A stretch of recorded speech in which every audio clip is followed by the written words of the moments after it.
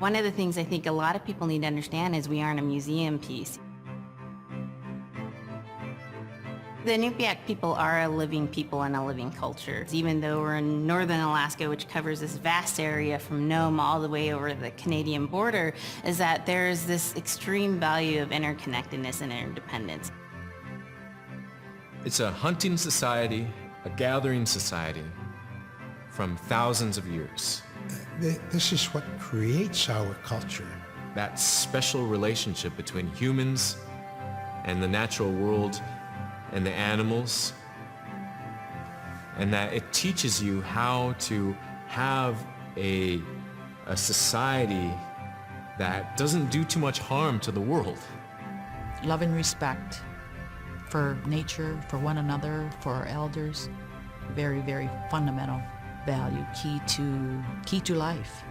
Our values are something that bind us all. The importance of sharing with one another, the importance of spirituality, and the connection to the land, our traditions, how we hunt, sharing of stories and songs and dances.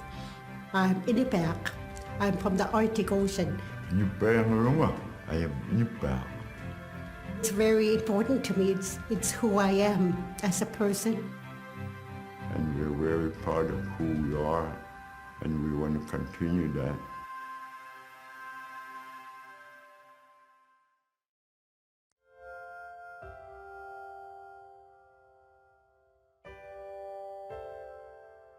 It'd be busy, busy, busy all through the day. You get up and you just go right to work, you know, right to work. There was always something to do. There was never any idle time. The only idle time we had was after we eat and before we go to bed. One of the older people would just be relaxing, laying down there and saying, you know, it'd be really nice to hear a story. And then just organically, someone would just start telling a story. Storytelling for the Inupiaq people is very important because it not only created that sense of community, but is a way to pass on wisdom to the next generation. It was like TV, you know? It was just like, it was as good as anything, any movie you've ever seen. And the storyteller told it so clearly that it was just as powerful as any of the greatest movie blockbusters you've ever seen. There was a reason behind the stories that we were told because they held traditional knowledge. They held things that we might need to know in life, whether it was about how to find food or how to survive, or it was about well-being and the importance of connecting with people and being a good member of the community. We all do stories. We all live in stories. We all tell stories to our friends. And they need to be told. They need to be heard.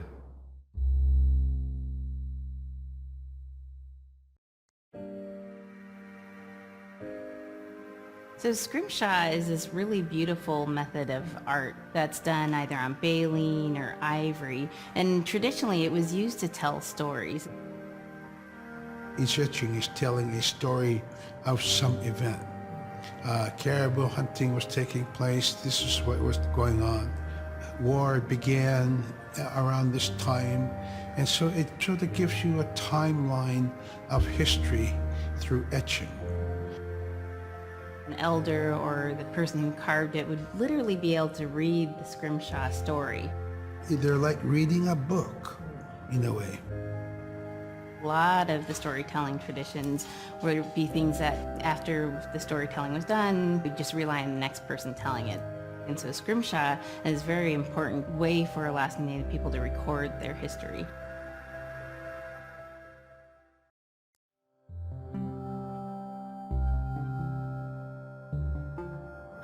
When I was growing up, my grandpa had a pet white fox.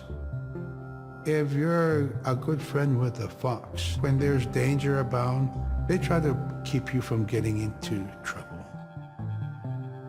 They pull tricks here and there, and foxes are like spoiled little kids in a way. When you let her out, she'd go prancing out in the snow, jumping in the air. I know she was happy then. Come running at me and jump on my chest, knock me backwards, lick my face, and I try not to let it. So that was my memory of my grandpa's pet fox.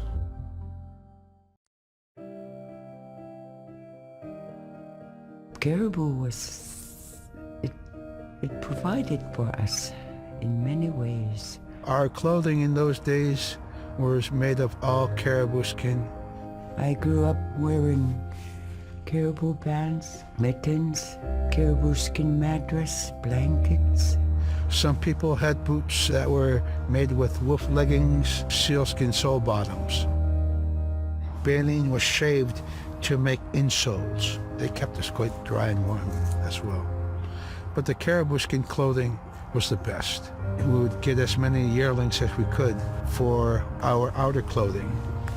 And for a heavy winter, we would get caribou in February or March because the hair was the longest and the skin was the thickest, and we would use those for our winter gear. With that stuff on, you could sleep outside in 50 below and it wouldn't bother you a bit.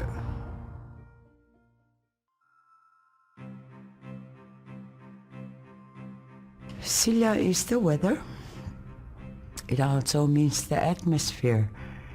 Here's the nuna, or the land, and it's anything from the land into the moon, the sun, the stars. That's Silla. It's a very spiritual, and we have a relationship with Silla. Silla has a soul in the same way we do as people, in the same way animals do. I think spirit helpers in and of themselves are really about how we're connected with things. And so it may be that there is a spirit helper that shows themselves as a bird to show you the way home, or it may be a spirit helper that actually decides to show themselves with the face and body of a man instead of their animal form.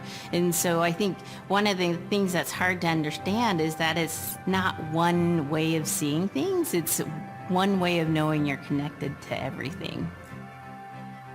We've always had that spirituality of everything around us.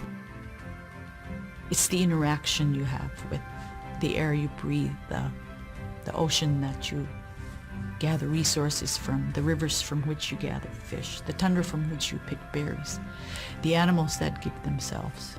It's all of that.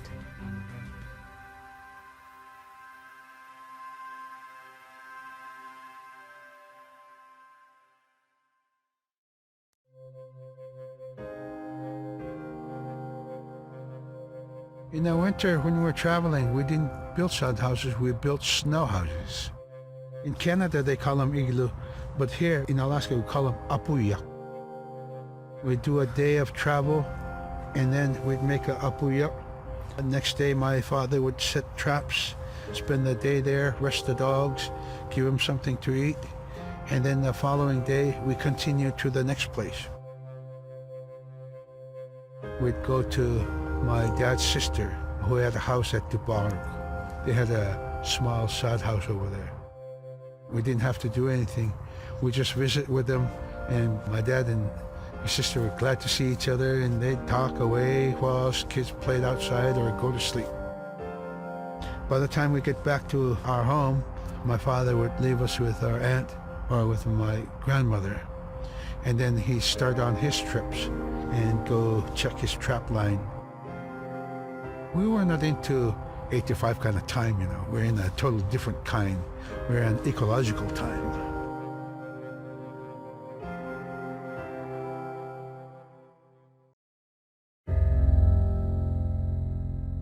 Drum is something that's common to all cultures in Alaska. All cultures have a drum that may have some stylistic differences or differences in the materials that it's made, but it's still in recognition of life and vitality, and the drum mirrors the heartbeat, and when you continue drumming soon it will be in line with your heartbeat, because that's what it's supposed to be, the heartbeat of the community, and it symbolizes vitality. And it's the most tremendous feeling to be in a room and to have one long row of all the drummers and to have that feeling of unity, everyone beating in harmony, the drum beat in unison. It's the most beautiful feeling.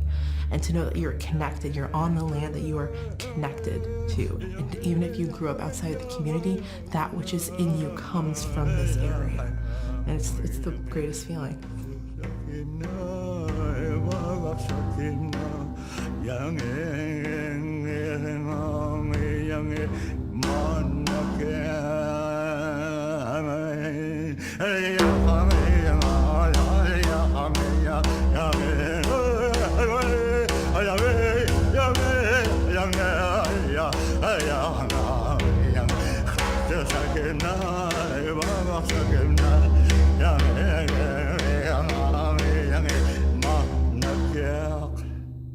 Man, I went at it and look what happens.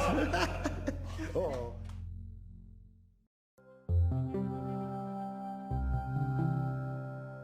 They're just like other people.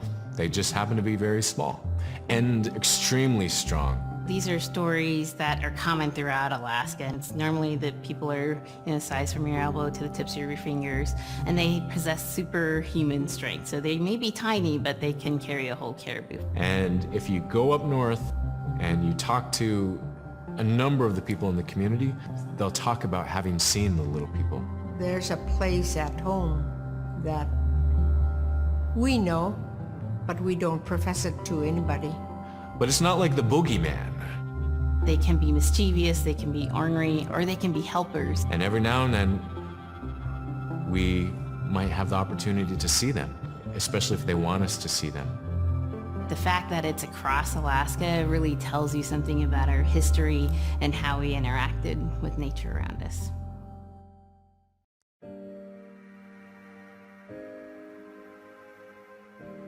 The bola is what we call kilamitan. And the kilamitan is made out of braided sinew tied on to some heavy bone which you could twirl. In my case, we're catching ducks. When we're out whaling, sometimes the ducks start flying. And they're good for duck hunting. You know, if you're a whaling crew, you can't make too much noise. So you can't use a shotgun for getting some duck soup handy, you know? So bola was a really handy weapon to use for catching ducks. You know, the ducks fly in, you throw it up and tangles up the bird, and down they go.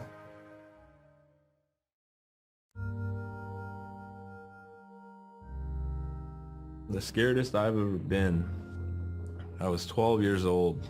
We floated out on a piece of ice while we were duck hunting. It was a bluebird day, just clear blue skies. And there was 3 of us, myself, my brother, and my dad. Next thing you know, we see this dark shadow on the ice. We look and it goes behind us. So we all jumped up, startled, and my dad, he started running. We got back to the ridge there. The ice had fractured, cracked, and broke off, and we were floating away. We were drifting. It was close enough to where my dad would have made it. He stopped and he thought about throwing us across, and if one of us was on the other side, we would be split up. So he stopped, and he just so happened to have a cell phone on him. 911 didn't pick up. That's the worst feeling in the world right there. 911 did not pick up. So he left a message because they record their calls. Once he had relayed that information, his cell phone died. That was the scariest moment I've ever had in my life. We were floating away and I thought we were left for dead. He kept calm during this situation. He's bringing out everything positive in this case. You know, I'm crying, my brother's freaking out. It went from clear blue to dense fog. Within a couple hours, we heard the chopper flying around, so they must have gotten our message. We thought we were saved, and then the chopper sound went away. So we lit some of the sled on fire. It's plastic. We thought black smoke in the fog would create some kind of marker. Chopper pilot had mentioned when we got rescued you could see a glow in the fog. And he slowed down there, and sure enough, as soon as he slowed down, we got within visual. That was definitely the scariest moment of my life, was floating away and not knowing what the outcome was going to be.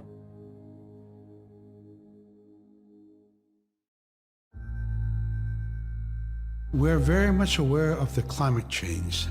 And it's been for many years, even before climatologists were noticing this change, Inuit were already saying, "Sila alangokto." Our climate is changing. If the heat is going the way it is right now, for us it's going to be pretty bad. Different birds are coming, and they're coming earlier, and sometimes rain is more than what we want, because when there's more rain, we know it's going to melt the permafrost. In my time as a young whaler, when I was 9 years old, we're hunting from ice that was about 25 feet thick. And there was giant icebergs already floating, coming by. That was the first signs of a changing climate. Ice that never broke before was now moving. Now, here it is 50 years later, we're hunting whale from ice that's 18 inches thick. There's no more thick ice. It's creating a malfunction in our whaling season, is what it is. Actually, more than that, all seasons in general. I think we are more scientists than more people will realize. We have more knowledge of those things than people will ever know.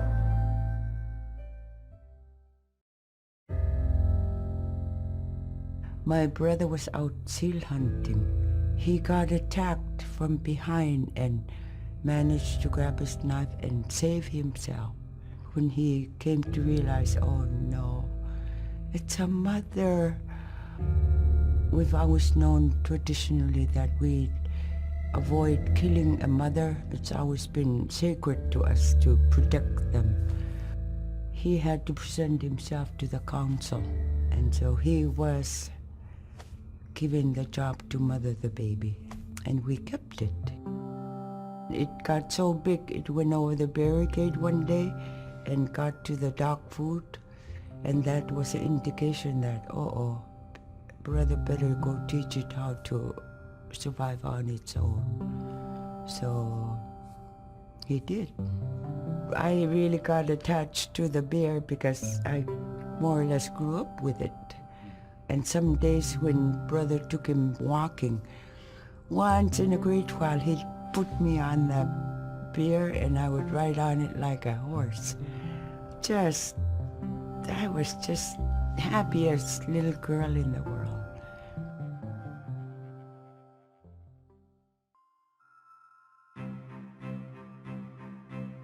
In, Arctic Alaska, hunting is a really important part of life. It's not just about going and shooting something, it's about going and putting food on the table. But more importantly, subsistence hunting isn't just about the insular family unit, it's about feeding the whole community. And I think that's one of the beautiful things about subsistence hunting in Alaska is that people go out and they'll go get, fish, or they'll get a caribou, and they'll get, seals and whales, and one of the first things they'll do is they'll say, oh, I need to take this to the elders.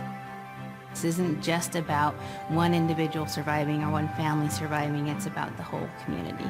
We didn't just go out and kill and put in a freezer. It's like a ritual that I learned from my parents. It's all about relationship. I don't know, I think there's a lot of camaraderie involved. And just being out on the land or being out on the ocean, it's like getting back in tune. I'd rather be out there. To me, once I go out there, it's the world that I learn from.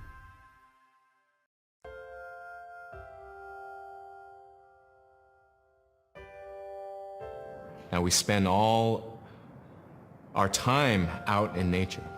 You get very intimate with the world. And over time, if you're living that life, you start to sense that everything has a spirit. There's a consciousness in everything. Everything is alive. If everything is alive, then we want to respect it. And if we're going to use it, we want to use it respectfully. What I try to tell my nephews and nieces, you know, you love to hunt, you have to take care of the animals that you catch, preparing the food and eating the food that you catch. Water provides you. The ice brings you life. It provides all those things that you need to be a part of your life. That was something I grew up with. I grew up respecting the animals. I grew up respecting the land.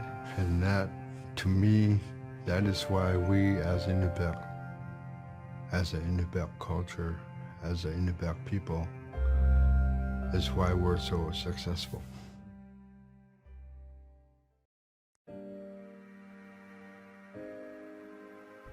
I think most central to the ideology of the Inupiat is the idea of sharing. Being able to feed the community, feed others.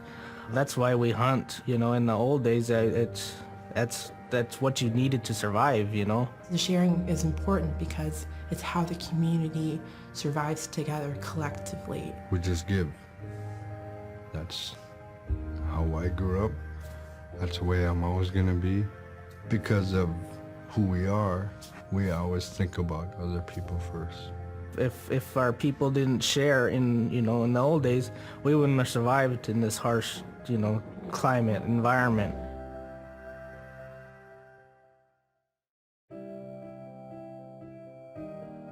Big Diamond, Little Diamond, and King Island.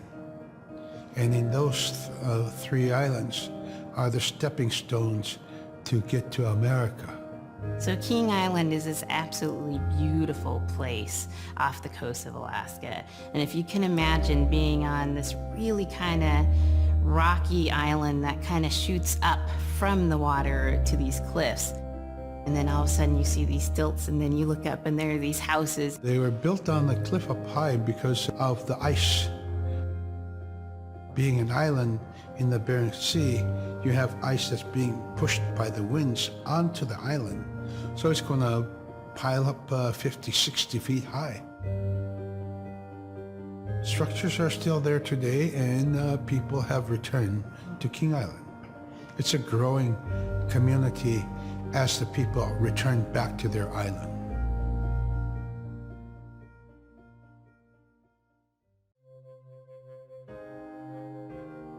When I was young, my mom, whenever the Northern Lights came out, she'd just whistle. Boy, they come alive. Just keep whistling and that aurora will just like, you can almost hear it. And then she explained to me a little bit later that those are children, and children who've passed away when they were children. You don't want to draw them in too much, is what she said, because then they could play football with your head, play Eskimo football, and that's what they want to do. They're always playing, those children up there. Don't play out without your hood on. If you don't have your hood on, the aurora person is going to come down and chop your head off and play ball with your head. It wasn't like they were trying to do bad, or it was like a scary story or anything like that. It was just, that's how it was. That's what it was.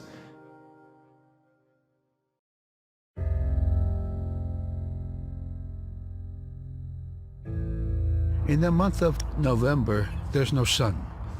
So during that dark time, we travel by the light of the moon. It's quite different. Everything was silver and black.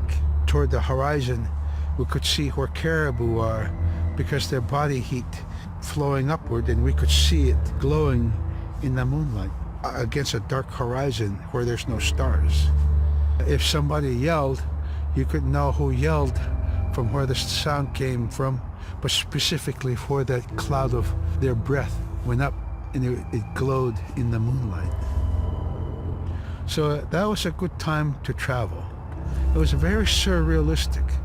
And so things that were dark objects look very close, and white objects look very far.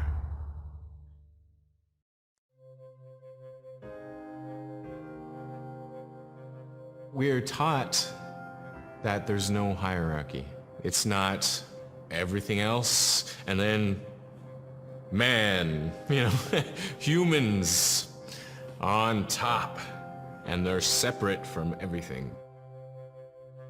We're taught that everything is equal and that all the animals have a human form or can be seen in a human form. And so they have just as much or more intelligence.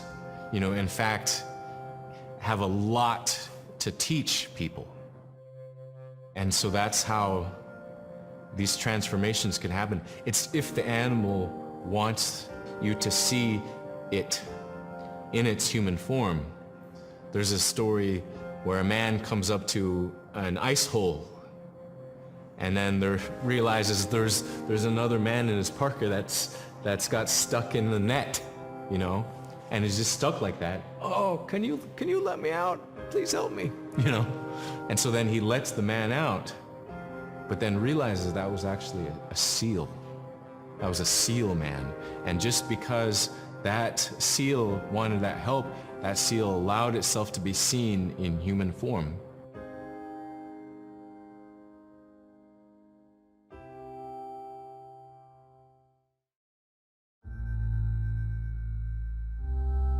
We have our Dimi, the body, which returns to Nuna, the earth. And we have Atik, who is our name that has been passed down to us over the generations. The spirit of our Atik lives on so long as man remembers that name. It would be hard to describe what happens after death. The feeling is that when our Anik returns to Sila, then that may be reborn if the name is passed on to a new child who can then retain some of the memories of the original name. And so it's not uncommon for grown-ups or adults to meet a child who has the same name maybe as their grandmother and say, "Hi, Aka," which means grandma, "Hi, Appa," or "Hi, little mom," or "Hi, little dad," because it's the traditional belief that the soul, is continuing on. Humans are renewed and replenished over time. Just like our plants. Every year flowers are born and bloom and they die. Next year they are born again.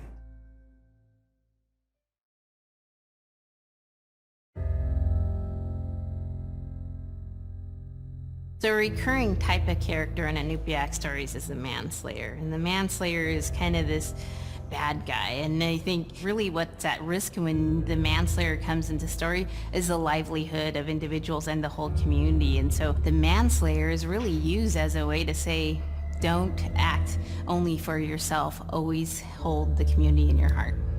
Oftentimes in these stories, there is one person that will stand up. And what this humble person will represent, who faces that manslayer, is a return to order, a return to true living in the community. And it just takes that one person. It could just be that one person that can help to change everything. Because everyone wants to live a good life. Everyone wants to have a good community.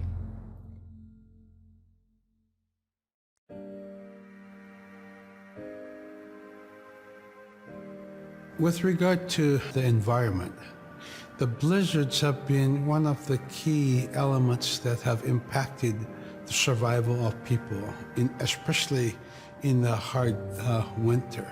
We know a blizzard is coming when the moon is starting to get fuzzy. We also look at the stars. When the stars are twinkling fast, we know a storm is approaching. We look to the clouds in the sky to give us a direction the storm is coming from. We learn these as children by observing weather on a daily basis.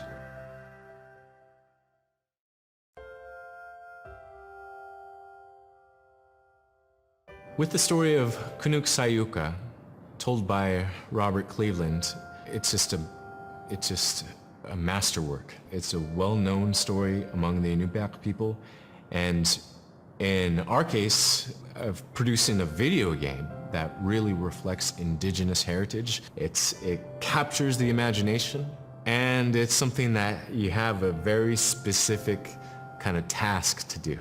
There's a blizzard, you know, and it is just a non-stop blizzard that is overpowering the people.